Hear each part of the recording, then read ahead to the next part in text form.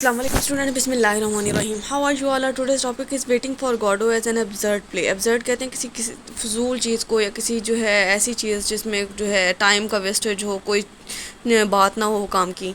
तो ये प्ले जो है ये भी ऐसे ही है जैसा कि आपने समरी को पढ़ा है। तो समरी में क्या था कि उसमें कुछ भी नहीं करते, दो लोग हैं, वो गॉडो नाम का जो पर्सन है उसका वेट कर रहे हैं। अब उनको ये भी नहीं पता कि गॉडो है कौन है, वो आएगा भी या नहीं आएगा, लेकिन वो जो है अपना मुसलसल जो अपना वक्त है ना वो उसके इंतज़ार में ज़ाया कर रहे हैं। अब देखते हैं ये एब्जर्ड प्ले है या नहीं। Beckett is consider to be an important figure among the French absurdities. अब बेकेट जो है जितनी भी फ्रेंच एब्जर्डिटीज़ हैं, जिन्होंने जो है ना एब्जर्ड प्लेस लिखी हैं, उनमें से एक है waiting for Godot is one of the masterpiece of absurdist literature. कि एब्जर्ड प्ले लिखने वाले लिटरेचर में जितने भी वर्क्स हैं उनमें से बेहतरीन टास्क है। Beckett combines the traditional notions कहते हैं रूल्स को या कस्टम्स को ऑफ टाइम, कि उसने अपने वक्त की जो रवायात थी ना उनके रस्म व रवाज को बयान करने की कोशिश की है। It attacks two main ingredients of traditional view of time and habit and memory. अब उसने जो है जो रवायात के जो दो बुनियादी कॉन्सेप्ट होते हैं ना, एक तो हैबिट और एक मेमोरी, उसको एलेबोरेट करने की कोशिश की है। हैबिट मतलब कुछ चीज़ें इंसान जो है वो आदतन करते हैं, और कुछ चीज़ें जो है इंसान की मेमोरी में, उसके थॉट्स में, उसके दिल में जो है बसी हुई होती हैं। We find the Estragon in the main story and Pozzo in the episode. अब इसके करेक्टर्स में एस्ट्रागन जो है ना वो आपने देखा होगा कि पूरे ड्रामा में ऑन स्क्रीन रहता है, वो जो है ना स्टेज पे ही रहता है। और पाजो जो है वो फर्स्ट डे भी आया था और चला गया था, और सेकंड डे भी वो आता है और चला जाता है। For Pozzo particularly one day is just like another. उसके लिए पाजो के लिए एक दिन जो है ना वो दूसरे दिन की तरह है। The day were born indistinguishable from the day we shall die, कि एक दिन जो है वो पैदा होते हैं और दूसरे दिन जो है वो मर जाते हैं। मतलब उनकी लाइफ में इतने चेंजेस आते हैं ना, जैसे फर्स्ट डे वो आया था तो वो बिल्कुल ठीक था, लेकिन नेक्स्ट डे जब वो लकी आते हैं तो उनमें से एक बहरा हो चुका होता है और एक अंधा हो चुका होता है। As it is very clear from the very word absurd that it means nonsensical, something silly, foolish, ridiculous and topsy-turvy। अब ये जो वर्ड है ना इसका मतलब ये होता है कि यानी कोई चीज़ जो कि फजूल हो, जो अहमकाना हो, बेवकूफ़ वाली बात हो, उसको absurd कहते हैं। So play having loosely constructed plot, unrecognizable characters and metaphysical theme may be called an absurd play। अब कोई ऐसा प्ले जिसका प्लॉट भी अच्छा ना हो, उसके करेक्टर्स का भी पता ना हो, जैसा कि गॉडों के बारे में पता ही नहीं है किसी को, कोई वो है कौन नहीं है। एंड मेटाफिजिकल थीम में be called an absurd. All this discussion allows us to call waiting for Godot as an absurd play. अब ये तमाम जो बातचीत है ना इससे हमें पता चलता है कि वेटिंग फॉर गॉडो जो है एक एब्जर्ड प्ले है। For not only its plot is loose, क्योंकि इसका प्लॉट भी अच्छा नहीं है, but its characters are just mechanical puppets. और इसके जो है ना करेक्टर्स हैं वो भी यानी एक दूसरे के हाथ में कठपुतली बने हुए हैं, उनके पास करने को कुछ नहीं है, जैसे वो आका और गुलाम है ना, लकी और Pozzo. And above then all its theme is unexplained. उसका थीम ही नहीं पता कि इसका लिखने का मकसद क्या था बेकेट का। This play is an absurd play for it lack of characterization and motivation। अब इसमें जो है ना तो कोई मोटिवेशन मिलती है और ना ही कैरेक्टराइजेशन उसकी इतनी अच्छी है। तो करेक्टर्स आर प्रेजेंट बट और नॉट रिकॉग्नाइजेबल। अब इसमें करेक्टर्स तो हैं, 4 करेक्टर हमें बताए गए हैं, और 5वां जो है वो एक लड़का आता है बताने के लिए, और छठा वो है जिसका वेट किया जा रहा है। तो लेकिन ये है कि उनके बारे में पता ही नहीं है कि इनका मकसद क्या है। As for what ever they and what ever they present is purposeless, कि उनका करेक्टर्स जो हैं वो क्या परफॉर्मेंस कर रहे हैं, उनके स्क्रीन पे स्टेज पे होने का क्या मकसद है, ये चीज़ें भी जो है बेमकसद हैं। As far at its dialogue technique is concern it is purely absurd. और उसके डायलॉग टेक्निक जो है वो भी अच्छी नहीं है। As there is no painted dialogue, क्योंकि सिर्फ उनकी आम सी बातचीत से होती है और इसके अलावा कोई भी खास जो है इसमें चीज़ नहीं दिखाएगी। So for as the action and theme is concern it किस is the level of absurd. तो इसके एक्शन, इसके थीम, हर चीज़ जो है एब्जर्ड प्ले वाली है। After the study of the play we come to know that nothing happen special in the play nor we observe any significant change in the setting. अब अगर देखा जाए तो इस प्ले में कुछ भी ख़ास नहीं होता और ना ही कोई जो है अहम चीज़ जो है उसकी सेटिंग में दिखाई गई है।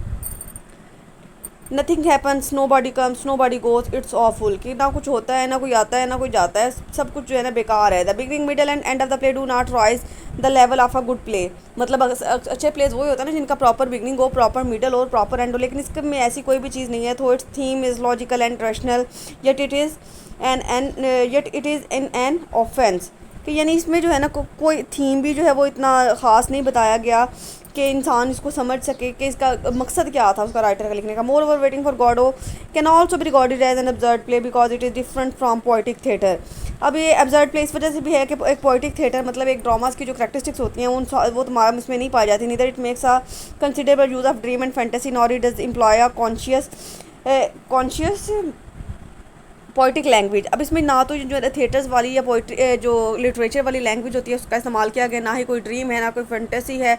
The situation almost remains unchange throughout the play. पूरे प्ले में सिचुएशन जो है वो सेम ही रहती है, पूरे प्ले में इंतज़ार इंतज़ार और इंतज़ार ही रहता है। Godot remains a mystery and curiosity still holds sway there here we know that his endless waiting seems to be an absurd. अब क्या है कि ड्रामा के शुरू से लेकर एंड तक गॉडो का वेट किया जाता है और वो हमें जो एंड तक जो है वो तजस्सुस में ही रहता है कि ना वो आता है ना पता चलता है कि वो कौन था कौन नहीं था। तो ये चीज़ भी अब्जर्ड है, क्योंकि अच्छा ड्रामा तो वही होता है ना जिसका एंड जो है उस पर उसका कोई रिजल्ट निकलता हो, कोई कंक्लूजन निकलता हो, मतलब एंड पे जाके पता तो चलता ना कि गॉडो कौन है तो उसके बारे में कोई आइडेंटिफिकेशन तो होती। Further more waiting for Godot is an absurd play because there is no female character. इसके अलावा इसमें कोई फीमेल करेक्टर नहीं है, जितने भी करेक्टर हैं वो सारे मेल हैं। Characters are there but they are devoid of identity. Characters तो हैं लेकिन उनकी कोई पहचान ही नहीं है। These two Estragon and Vladimir are old breathe their life is endless train of blows. अब उनकी जो है ना वो भी उनकी अपनी पहचान जो है वो खो बैठे हैं और बुरे किस्म के लोग हैं। But they are short for their identity though they breathe their life in an endless train of blows. कि वो अपनी ज़िंदगी तो जी रहे हैं लेकिन उनको अपनी ज़िंदगी का मकसद नहीं पता। दिस थिंग प्रोड्यूसेस मीनिंगलेसनेस दस मेक्स द प्ले ऑब्जर्व। तो उनकी जब करैक्टर्स की ज़िंदगी का कोई मकसद नहीं है, वो ही अपना वक्त ज़ाया करने में लगे हैं, तो ये प्ले ऑब्जर्व ही होगा। Similarly what makes the play observe is it's ending. अब इसके अलावा इस प्ले को जो ऑब्जर्व बनाता है वो उसका एंडिंग है।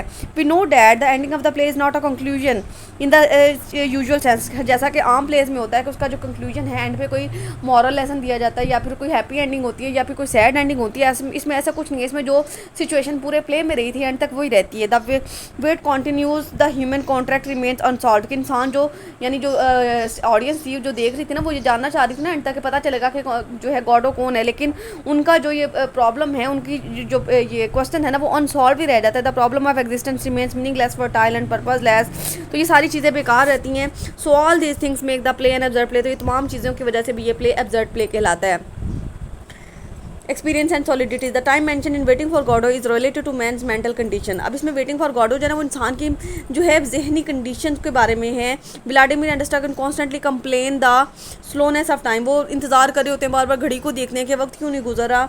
And do their best to hurry it. और उसको जल्दी वो चाहते हैं कि वक्त जल्दी से गुजरे। एंड देयर फर्टाइल डाइवर्शन और कि वो ये चाहते हैं कि उनका जो इंतज़ार है वो जल्द अज जल्द ख़त्म हो जाए। Estragon says nothing happen nobody goes it's awful but we know that outside natural time its consequences flow on. हम जानते हैं कि वक्त जो है वो नहीं रुकता, वक्त जो है वो गुजरता रहता है।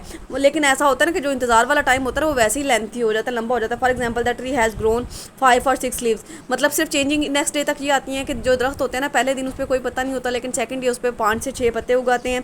पॉजो हैज़ ग्रोन ब्लाइंड। पॉजो जो है वो अंधा हो चुका होता है। लकी डीफ और लकी बहरा हो जाता है। Estragon remarks they all change only we not. के सब बदल गया है लेकिन हम ही नहीं बदले, हम लोग अभी तक वेट कर रहे हैं।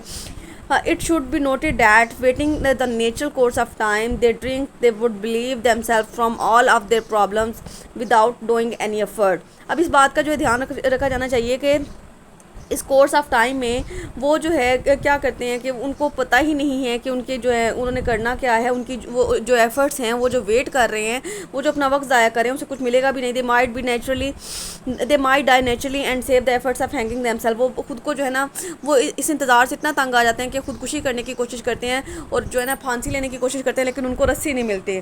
The play waiting for Godot has all the traits of existentialism. Both Vladimir and Estragon represents the man in general who is facing the problem of his existence in the world. कि existentialism मतलब यानी एक इस दुनिया में रहते हुए इंसान को अपने बका के लिए अपने एग्जिस्टेंस के लिए जो स्ट्रगल्स करना पड़ती हैं, ये दोनों करैक्टर उसी की मिसालें हैं कि उनको अपने इस दुनिया में अपने एग्जिस्टेंस के लिए कितनी मसाइल का सामना करना पड़ा है। They are interdependent like all other man. कि वो दोनों एक दूसरे पर डिपेंड करते हैं। Hope for salvation is the subject of the play. कि वो शायद कोई मुआफ़ी चाहते हैं या कोई बख्शिश की जो है उम्मीद लिए बैठे हैं। And the problem is faced by the whole human race. और ये मसला सिर्फ उनका ही नहीं है, तमाम इंसानों का है, तमाम इंसानियत का है। Representing the man in general two tramps realise the futility of their exercise. अब क्या है कि तमाम प्रैक्टिस में वो दो करैक्टर्स को ये पता चलता है कि वो दोनों जो है ना ट्रैम्प्स जो है ना वो उन बशिंदों को ही कह रहे हैं जहाँ पे व्लादिमीर और एस्ट्रागन को, कि वो किस तरह से अपने वक्त का जो है ना ज़िया कर रहे हैं।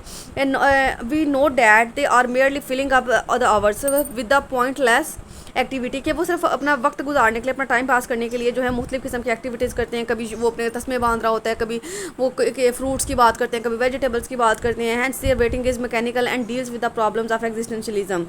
The whole picture of the play shows a pretty hopelessness. Neither time or nor existence, neither the reality nor memory or past have any meaning or significance. अब ये तमाम प्ले जो है ना वो हमें इस चीज़ की जो है तस्वीर कशी करता है या ऐसी दिखाने की कोशिश करता है कि यानी किस तरह से वो जो है उम्मीद का दामन पकड़े हुए हैं कि जो है गॉडो आएगा और उनके लिए जो है वो वक्त को भी जो है ना इतना मुश्किल से जो है बसर कर रहे हैं, और इसके अलावा इस बात की भी उनको जो है वो श्योरिटी नहीं है कि वो आने वाला है या नहीं आने वाला। लेकिन क्या है कि फिर भी जो वो अपना इस वक्त जो है उस गॉडो के वेट में करें, एक्ट्स आर मीनिंगलेस, वो जो भी करते हैं वो बेकार होता है। Time does not flow conjunctively, वक्त भी जो है सही तरह से नहीं गुजरता। मेमोरी सीम्स डिसेप्टिव, और वो ऐसा लगता है कि यानी हर चीज़ जो है ना वो धोखा दे रही है। Existence is an impression or perhaps or dream, and happiness is extremely crystal clear through the situation of two tramps. के तमाम इन दोनों ट्रैम्प्स के ज़रिए जो है वो इस सिचुएशन को कि एग्जिस्टेंशलिज्म में इंसान को कितनी प्रॉब्लम्स का सामना करना पड़ता है वो दिखाई गई है। To wind up we can conclude that waiting for God is an existentialist play in real sense. By the Christian point of view, there are many examples of existentialism in acts and characters. Perhaps there is something change in the world, but however everyone has to face the bitter reality in the of the world. कि इंसान को existentialism के लिए जो है बहुत struggle करना पड़ती है और बहुत से मसाइल का सामना करना पड़ता है, और यही जो है ना बिटर रियलिटीज़ होती हैं लाइफ की कि जो हर इंसान को फेस करना पड़ती हैं, हर हाल में फेस करना पड़ती हैं। और जो वही जो सारी सिचुएशन थी वो व्लादिमीर और रस्ट्रागन जो थे वो भी उनका सामना कर रहे थे।